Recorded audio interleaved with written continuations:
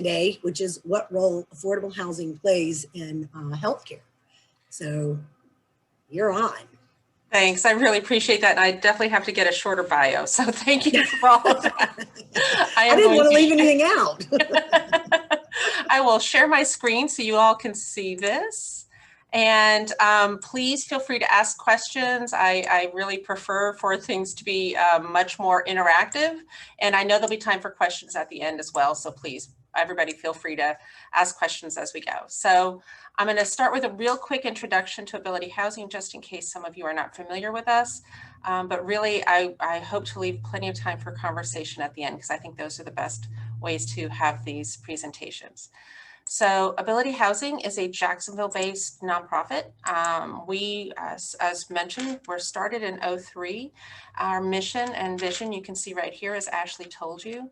Really, what we do is build affordable rental housing. We acquire existing properties and transform them into high quality housing, or we start from scratch with vacant land and build beautiful new apartment communities. Last year, we served over 1,500 people, over half of whom were homeless before moving into our housing. And as you can see, almost 400 of them had been chronically homeless when they moved into our housing. That means they have one or more disabilities and had been homeless for a very long time. To make sure everybody is successful, we also provide individualized wraparound support services. Here's everything that we do.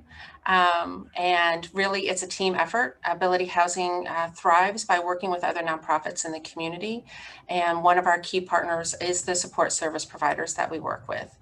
We have organizations that we pay to make sure they're providing services. And then we have others that partner with us because we're serving the same individuals and we want each other to be successful in helping those individuals thrive. Basically, our goal is to create housing that is both a beautiful physical asset for the community, meets the financial objectives, meaning it sustains itself and is a well-maintained and operating property, and improves the quality of life for the individuals as well as the community. For us as a nonprofit, we're investing in the long term in this housing. We are not looking to flip the housing. This is something we're going to be providing to the community for decades. And therefore, we're always making sure we build to a very high quality and maintaining it over the years. I will say one of the nicest compliments I ever got was from the State Housing Finance Agency. They were here in Jacksonville and drove by one of our properties unexpectedly, not realizing where they were. And they called me up to tell me that it looked as good as it did on the day of the groundbreaking. And that was about 10 years after we had opened. So it was a really nice compliment for them to say that to us. In the past few years, Ability Housing has grown an awful lot, as you can see from this chart. We have also branched out into serving Central Florida. So we have 3 properties, 2 in Orange County and 1 in Osceola. And we also helped a couple of other nonprofits develop housing, both here in Duval County as well as in Pasco County. And now for some pretty pictures, you can see some of our properties here. Mayfair Village was actually our first multifamily. That was a highly distressed property here on Beach Boulevard. And we were able to transform it into really high quality housing. Half of the units are set aside for persons who are homeless when they exited the housing. And about half of those were set aside for chronically homeless individuals.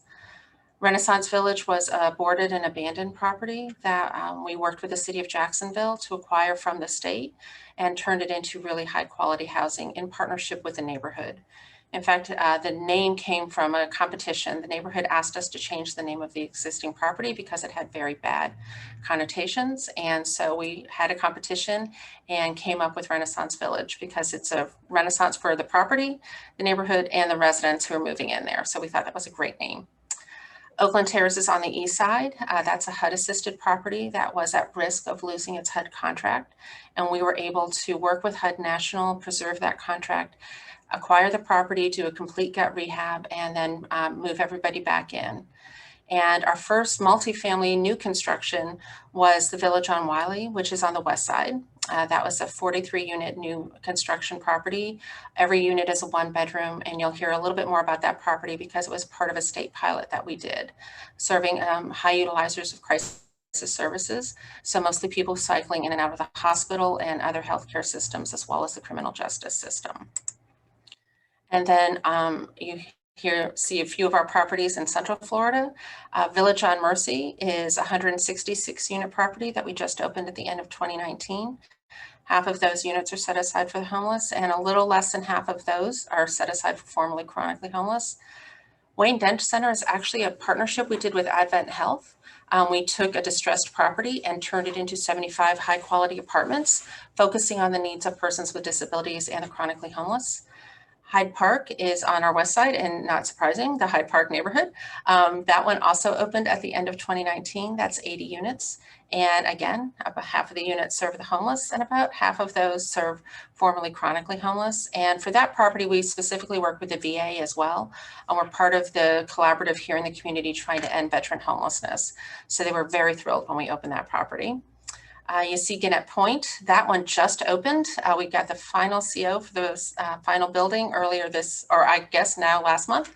It is April, and we fully leased up right away. And then the last property there, we actually just purchased at the end of 2020.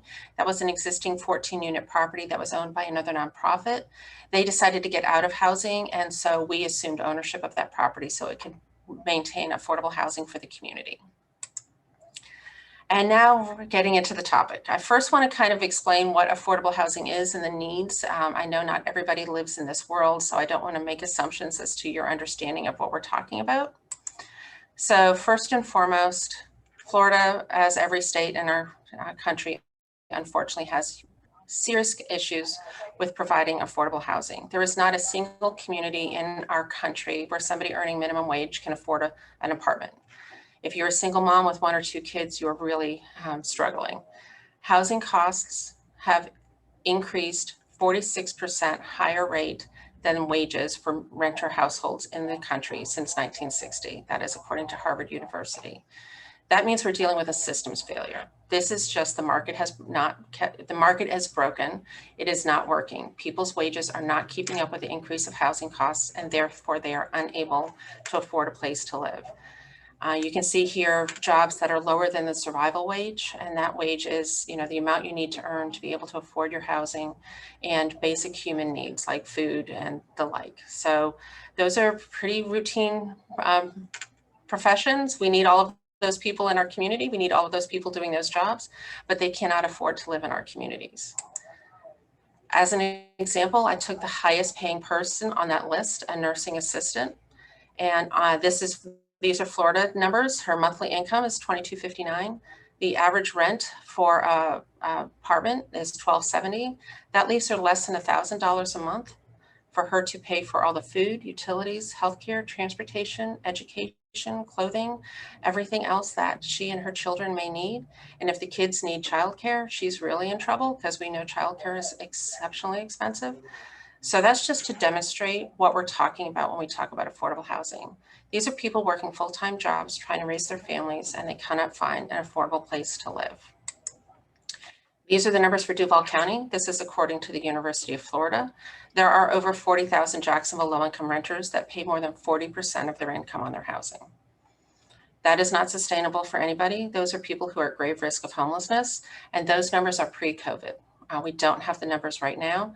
And hopefully we will not see an uptick, but there is a lot of concern when the moratorium on evictions ends, what the impacts on our community is going to be.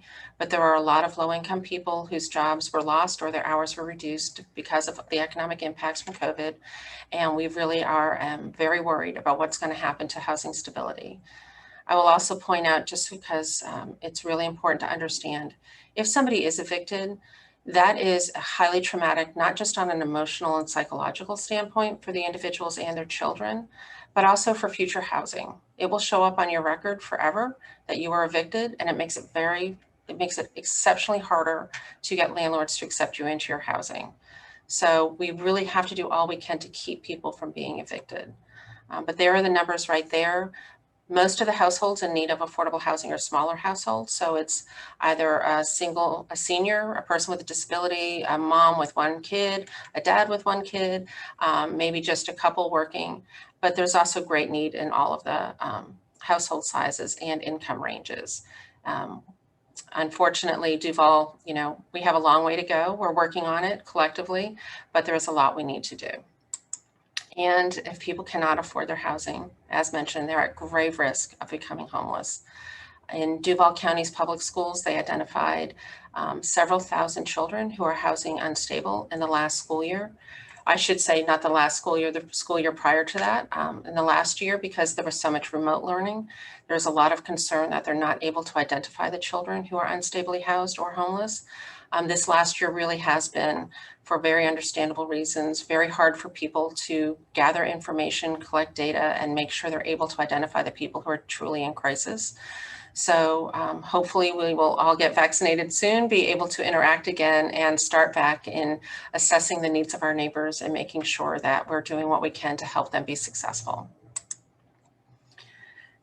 Affordable housing and the lack thereof has tremendous impacts on our community. And I'm going to focus on the healthcare impacts, but I first want to also point out the other impacts it has. Economic development is critically impacted by the lack of affordable housing. When you're trying to attract employers, they want to know their employees can live near where they're going to be working. If they cannot have affordable housing, it is harder to recruit employers. Education obviously is dramatically impacted. If a child is bouncing from house to house, they are not going to have the stability in school that is needed to build relationships with teachers and excel in their education. There are so many studies showing the educational impacts with regards to children who do not have a quality, affordable place to live. It also is really important for the economic stability of the family itself. If families are unstably housed, they frequently have to move and therefore, have to leave work so that they can move their things from one apartment to the other apartment, or they're moving further and further out to try and find something they can afford, which makes their commute terrible. So if the kid gets sick, it's a long drive back to get the child from school, and it just makes employment much less stable. So it impacts the employer and it impacts the career trajectory of those individuals. And then also for place-based strategies. There are several neighborhoods in Jacksonville that we're trying to revitalize that need our attention and love, and making sure that there's quality housing for the people living in those neighborhoods is a key component of place-based strategies. And this is according to the Low Income Impact Investment Fund. This is an example of a random 85-unit property. This is the economic impact over the course of the life of that property that will be had on the community. As you can see here, being able to increase your food expenditures will have positive health impacts because people will be able to afford healthier food. Housing as vaccine is the cost savings when you provide formerly chronically homeless persons and others with disabilities with supportive housing. That is very cost effective. The boost in household income because people are able to save, they are not strapped at all times. And then other healthcare and child increased earnings for the children because they're growing up in a stable environment. All of these things have compounding benefits for the community and the individuals. And now to talk about healthcare. So America has the highest per capita healthcare spending in the world, and we are ranked lower in over 100 measures amongst industrialized countries. We spend more than anyone else on our healthcare, and we do worse than anyone else in our health outcomes. That is because other countries invest in the social determinants of health, and we invest in healthcare itself. It has been proven that healthcare itself is only about 20% of the impacts on somebody's health outcomes. It is the rest of society that is impacting your health far more than the healthcare you're actually receiving. The Robert Wood Johnson Foundation came out with a study several years ago, and it was quite shocking when they pointed out that your zip code has more impact on your life trajectory than your genetic code. Where you live matters more than your genetic code. The lack of housing and the assets associated with it just make it harder to afford the basics of life, food, medicine, all of those things that impact our health, that impact both our physical and our behavioral health. We're learning more and more about toxic stress and, the stress of always trying to make sure that your child has a safe, stable place to live, that they can do their homework, that they're thriving in the community. If you're worried every day, every week that you're not going to be able to pay the rent at the end of the month, that just has rippling effects throughout your entire family, not just for the parent, but the children are also aware of this stress. And housing really has been recognized for a long time as one of the prime social determinants of health.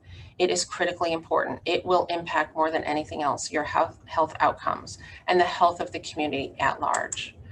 The Journal of American Medical Association has done multiple studies. Here are just a few quotes, and I could go on for days and days on them.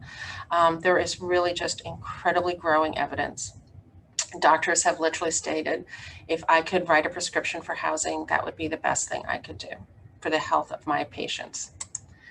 There are other studies as well. Harvard has done some. The Children's Health Watch did some, showing that children, low-income children compared to other low-income children, those provided affordable housing were 43% less likely to be hospitalized than those who were not in affordable housing, all other things being equal. So just that alone, having a stable place to live, reduces their hospitalizations by almost half. The Providence Center for Outcomes and Research did several studies and just shows that the health outcomes and the access to health and the quality of healthcare is so much better when people have a stable place to live. It really, really impacts the stability of the housing, just is foundational to the health outcomes of the individuals. And here in Jacksonville, we actually did a study, and I mentioned Village on Wiley. That was a special project that we did with the state of Florida. It was a partnership between Florida Housing Finance Corporation, our state's Affordable Housing Bank, Agency for Healthcare Administration, Department of Children and Families, Department of Health. We worked with the community, identified the highest utilizers of crisis services, provided them with an affordable place to live and individualized wraparound supports, and then had a third party conduct an analysis comparing the costs to the publicly funded systems in the 2 years prior to they moved into housing compared to the 2 years after they moved into housing. The biggest savings, without fail, was in our healthcare system. Our healthcare system spent 58% less on the same individuals in the 24 months from the date they moved into housing compared to the 24 months from the date they moved in, prior to the date they moved into housing. It is, and there is a myth that people, stop by the ER because they want to get out of the cold or they want a place to hang, and that is not the reality. These are individuals with very severe chronic health conditions. They're just like the rest of us. They get diabetes, they get cancer, they have all sorts of health issues. And then if you're living outside, that will exacerbate your health issues. Plus you're victims of violence. Persons who are homeless are far more likely to be the victim of violence than most other populations. They are being admitted to the hospital. They're not just hanging out in the ER. They are being admitted to the hospital, being given care, and then being released back to the streets. Not because the hospital doesn't care. The hospital does what it can, tries to put them in some place, and then a day or two later, they're unable to sustain that and end up back on the streets. It is a very vicious cycle. I will tell you the story of one of our residents several years ago. Wow, it is a few years ago now. There was a really concerted effort amongst our community to identify the 100 individuals most at risk of dying on our streets if we did not get them into housing. And so we worked with the VA and the Homeless Coalition and all of the providers. We went out on the streets at 4 a.m. To identify people, do surveys, and through those surveys, figure out who were the 100 people who were most at risk of passing away. Two of the individuals happened to be an unmarried couple. They were named Petra and LaShawn. And they were among the top 10 people most at risk of passing away if we didn't get them into housing. Petra had a litany of medical conditions, and LaShawn had post-surgery complications after donating kidney to one of his family members. They had lived on the streets together for several years, and LaShawn would stay up at night to make sure Petra was safe, so he was highly sleep deprived. Ability Housing, just literally my board said, okay, we're moving into housing, we'll pay their rent. We got them an apartment, we moved them into one of our properties. And I just remember, and for me, this is one of those moments that just distilled for me how important housing is. The day after they moved in, LaShawn had to stop by our offices to sign some papers. And I'm sitting in my office doing my usual stuff. And he walks in, and the woman who worked out in the front office just looks up, and I could hear her voice, "Sean, you look so different." And his response was, "Yeah, I got to sleep last night." And I walked out, and he was physically transformed. One night's sleep had really made a physical difference. It was so important. that they had an affordable place to live. It just changed the entire trajectory of their lives. It didn't fix all of their health issues, but it made them so much safer, so much more secure. They were able to access prescriptions. They could keep their medicine. If they needed to refrigerate their medicine, they had a place to refrigerate their medicine. They had a place to keep food. They just had the security of locking a door. I genuinely don't comprehend what it's like to not be able to lock the door at night and know you're safe. All of those stresses were relieved, and you could see the physical transformation for both of them. That is just one of a myriad of stories. I remember another lady, I was just walking out of one of our apartment communities, and she turns as she's getting in her car and yells, "Are you with Ability Housing?" And I said, "Yes, ma'am." And she said, "You saved my life." Hop in her car and drove away. To this day, have no idea who she was. But, it was just so wonderful to hear that people really appreciate everything we've done and that they recognize the impact that housing is having. We had another resident who was literally homeless, living on the streets. She was getting kidney dialysis treatment. And after treatment, going to her car and recuperating from dialysis in her car. We have people on our streets in Jacksonville who receive end-of-life hospice care on the streets. These are individuals like the rest of us who have the same health conditions the rest of us do. And the fact that they're living on the streets is just having incredibly dire consequences. As I noted, we did the pilot, and not shocking for any of us here, it is 30% less expensive, including the cost of the housing and services, to provide supportive housing to the individuals than it was to maintain their homelessness. That is in line with the rest of the country. That is the stats that the country has for the impacts of providing housing to high utilizers and other chronically homeless individuals. It is so much more cost effective. But to me, even if it was a break even, it is a much better use of resources. The outcomes for the individuals are so much better. I mentioned the Wayne Dent Center we're doing partnership with Advent Health. That was an incredibly unique partnership. We were asked to serve Central Florida. They came and met with our board and asked us to come down. So met with the Commission on Homelessness and got a grant from JP Morgan Chase to do an analysis to make sure it was the right thing for us to do. One of the first organizations we met with was Advent Health, because they're headquartered out in Altamont, and have a very large health system in Central Florida. And they asked if we would help them with the property that somebody wanted to donate to them. It was 64 condos, and they were highly distressed, and they didn't know what to do with them. They didn't want to turn down the donation. They knew if they did that the property was just going to shut down and the people living there wouldn't have a place to live. But they also knew they didn't do housing and had absolutely no idea what to do with this offer of this property. And so, fortuitous timing, God is kind. We walked in the door at the exact right moment. They came up, toured some of our properties, and basically worked with us to raise the funds to rehab those condos. They are now 75 apartments. They are providing high quality, affordable housing and supportive housing. Many of the residents have disabilities, in fact, co-occurring disorders, and are receiving supportive housing. And the scope of the rehab was far more than either one of us thought. And it turned, we both had to put several $100,000 of our own resources into the property to finish the rehab. But that's what you have to do, because the individuals living in the housing, when we accepted the donation, the conditions were just not acceptable. Neither of our organizations could allow those individuals to continue living in those conditions. So we just made it happen, and they stepped up and gave us over $500,000 directly, plus one of the donations they'd made to their community foundation was directed to the project.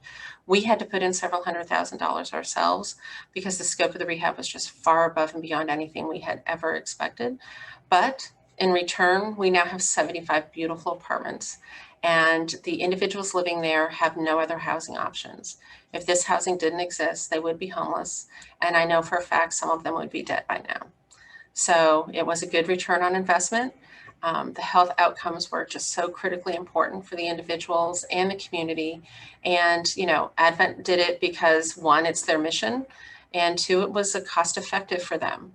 these are individuals who, if they don't have a place to live, are going to end up in their emergency room and in their hospital and costing them lots of money. So it was both the right thing to do, the mission thing to do, and a financially responsible thing to do. And with that, I'm going to stop my presentation so we can have an opportunity to chat and I can answer questions, because I really hate just droning on like this. So please let me know what questions you have. And I will stop my share screen so I can see you all better. Yeah.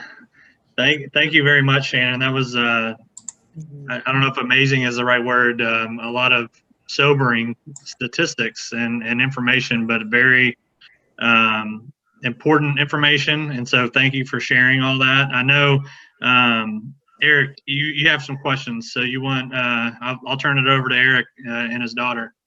Yeah, she just came in. Shannon, I think I speak for all of us.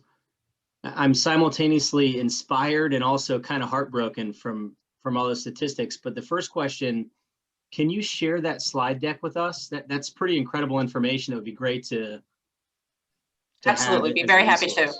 I will email it to the chamber and they can get it out to everybody. Yeah, that's great. I guess the next question, for specific properties, have you all ever brought in outside healthcare resources to provide services to the residents? Maybe like a 12-hour blood pressure, blood sugar, flu shot. Yes, we've done different things at different properties. We've had mobile medical vans, buses come to the properties and provide screening. Actually, at one of our properties in Central Florida, we have a satellite healthcare clinic with a federally qualified health center. We are always looking to bring resources to our residents. Obviously, in the last year, not as much because, but we have clubhouses and spaces at all of our properties that we make available, and we really want to bring resources to our residents. In addition, we also, I don't know how many bus passes we buy, but it's many hundreds of bus passes that we buy so people can also get to healthcare. And we work with the federally qualified health centers for those who don't have other resources to make sure they're accessing healthcare. But we're always looking for resources to come, blood pressure screenings, even just education on, how to take better care of themselves and their families. They're always well-attended sessions. Last question. You'd mentioned a list of partners, or I guess the biggest thing is, do you have a list of who you work with, local churches, some other nonprofits that maybe could help out? This is, I wasn't even aware. This is incredible. I will say Jacksonville's really lucky. We have a wonderful network of nonprofits that serve the homeless, and we really collaborate very strongly. I would say our two biggest partners are the Sulzbacher Center.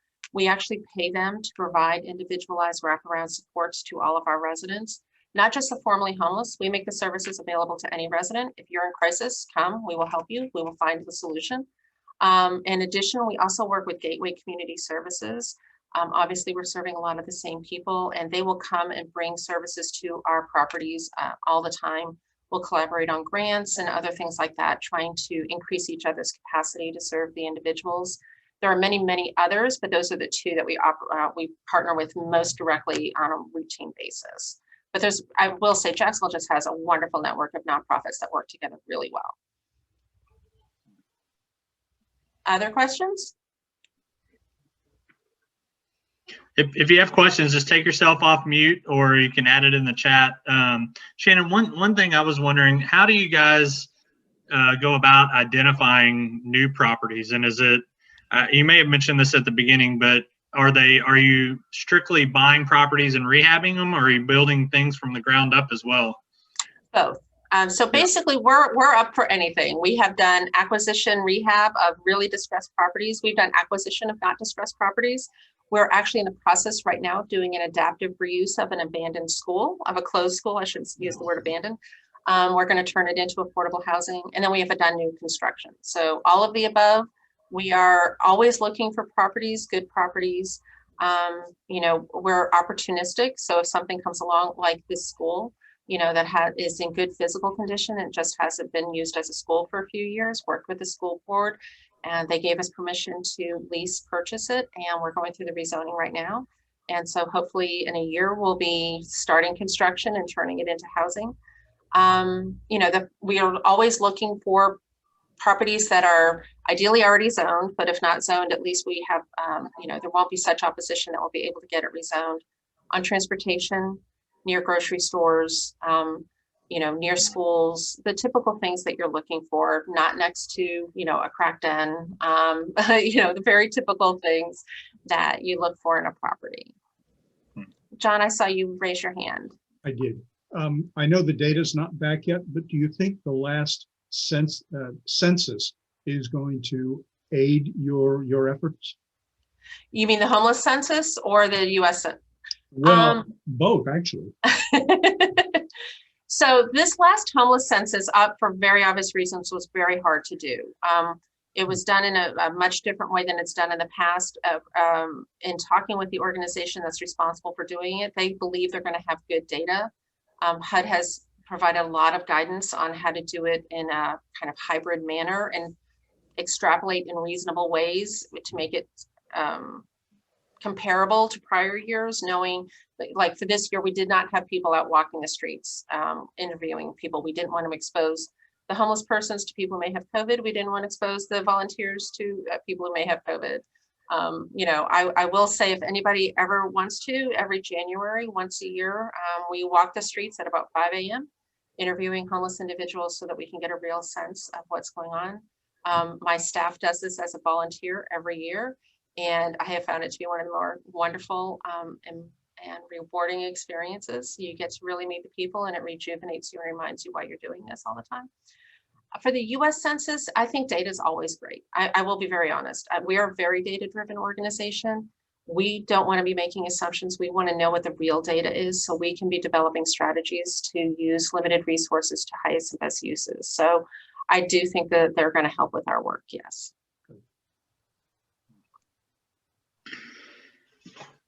Tina Robbins had a question, and Tina, you can expound on it if I butcher it, but she's asking, since COVID, is there a higher percentage of residents? And maybe, I know you mentioned that the data wasn't in yet, but what have you seen as far as the impacts of COVID over the past year, maybe? Sure. So, I mean, luckily for our residents, you know, we were able to work with every one of them. And I will say, I mentioned 2 of our properties opened at the end of 2019. So they opened right before COVID hit. And at both of those properties, over half of the households moving in were homeless when they moved in. So really for us, the first response for us was to making sure they understood it's going to be okay. Your children will not become homeless again. We will figure this out. I on a personal level, can't even conceive. You have this moment of relief. Your child is in a safe, quality place. 3 months later, you lose your job and the whole world is upside down and you're afraid of losing it all again. So because of resources, you know, both working with United Way, but also with the state, and because of the federal CARES funding, we were able to make sure all of our residents had the resources, not just for housing, but other things that they may need. And there have been a lot of resources coming down from the federal government for rental assistance. So if landlords are willing to work with the tenants, they can find the resources to get the assistance if it's COVID related. If somebody's reason for not being able to pay rent is not COVID related, then you're in the same bucket you were in before COVID hit, and it's going to be challenging. I think the biggest issue is, even with all of those resources, there are individuals who have not been able to access those resources, or maybe the landlord wasn't willing to put up with the restrictions associated with those resources and didn't accept the assistance. When the moratorium ends, you know, there will be eviction filings. There have been eviction filings even with the moratorium. Let's be very, very honest. You know, I don't think there's going to be 1,000 evictions on day one. Our courts can't process them that quickly, if nothing else. The one backstop we have is the courts have to process the evictions before they become real evictions, and there's going to be a lag time there. So once we know the real numbers, hopefully, you know, we'll be able to work with people before they actually make it through the eviction process. But I think the biggest impact is it's had career impacts. You know, low wage jobs, you're going to be starting back at scratch all over again, you know, and you worked so hard to get to where you were when you lost your job. And it's just going to be really, really hard for the families to economically get back to just where they were before, let alone where they should have been or could have been had they been able to maintain employment through this entire period. And that's going to impact their, you know, income for years to come and their ability to afford housing. And, you know, we're just collectively all worried about what we're going to see. Housing prices are continuing to go up.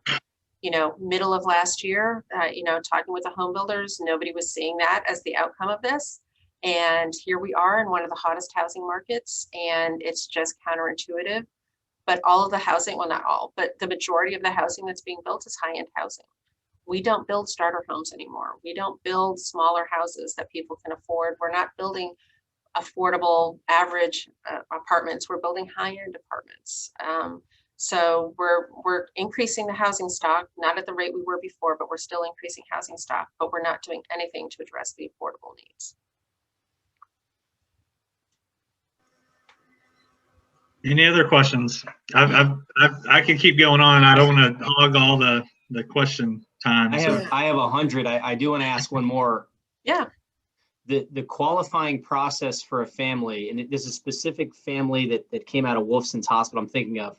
How do you qualify and determine a family to become a resident? So if somebody is homeless, we actually, as I mentioned, we have a great network, and we've come up with a coordinated entry system. So if somebody is homeless, they can go to one place and they can get assessed, and they can refer to whatever is the best program or intervention for that family. It's best for the family because they don't have to go knock on every door in town, and it's best for the nonprofit because we know if we're getting a referral, we're the best option for that family. And my email is snazworth@Ability Housing. I will get you all the information. If they're not homeless and they're finger quoting just looking for an affordable place to live, it is slightly different for each property because of the funding restrictions associated with them.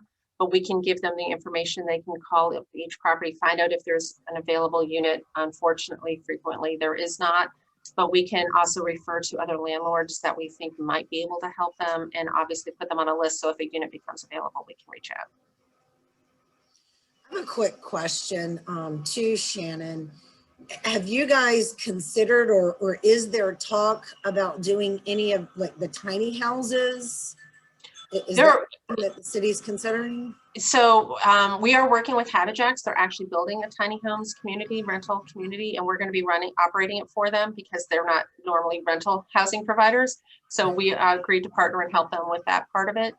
Candidly, we will consider anything and everything. If it will create housing that is of quality for the individuals, we will do it. We've looked at container housing, tiny homes, you name it, we'll look at it. There is no one answer that is the answer. Tiny homes is not the answer for everyone, but for part of the population, it is the right answer. And if we can make that happen, we will do that. Container housing, if it's as cost effective or less expensive, we will do it. You can do container housing that doesn't look like container housing. People don't need to know what the underlying structure is. It really comes down to the affordability of the materials and the engineering of the property. If it costs less, we're all in. We just want quality housing. Very good. Well, and I will say, as a board member for Gateway, you and Ability Housing comes up all the time. And there is definitely a dynamic. We are so glad that we have that partnership with you guys. So thank you. Yeah, you guys are awesome. Yeah. Anybody else? Well, I've got one final question, and I typically like to ask this to all our presenters, but obviously there's no one answer. But if there was one request that you could make of us, Shannon, everyone that's on the call today, and the Health Council and the Chamber, what can we do to help promote the mission of your organization, or just, is it awareness? Is there, you mentioned the volunteer, the walk at 5 a.m. What can we do to help you? So I did just put my email in the chat for anybody who wants it. There are many things you can do. Obviously, we're a nonprofit. We'll take any donations you might want to give. But right now, most timely, what you could do is call your state legislator and tell them that you do not support permanently redirecting 2/3 of the Affordable Housing Trust funds to other purposes. There is a bill flying through our House and Senate right now. State of Florida is one of few states that has a dedicated source to provide resources to construct more affordable housing. And there is a proposal to take 2/3 of those trust fund dollars and use them for other purposes. I will say the other purposes are very good purposes. They need to find a different source. It's just they should not be taking it out of the funds that help poor people find a place to live. Please contact your legislator and tell them you disagree with those policies, please. Great. Well, thank you very much. Hey, Like I said, one other thing, Jason, before we go, I would also say if you can get on our social media site and share this presentation, that would be awesome, because we've got a small captive audience here, but just like Eric and Jason and me and the rest of you, I'm sure we don't really know how big of a deal this really is. And so if we can share this, that would be incredible. Absolutely. yeah, definitely share. If you'll share the slides, we'll make sure to share it on our social media. And like I said, we'll also share this recording as well. So, okay, well, great. So that was obviously very informative. Thank you, Shannon.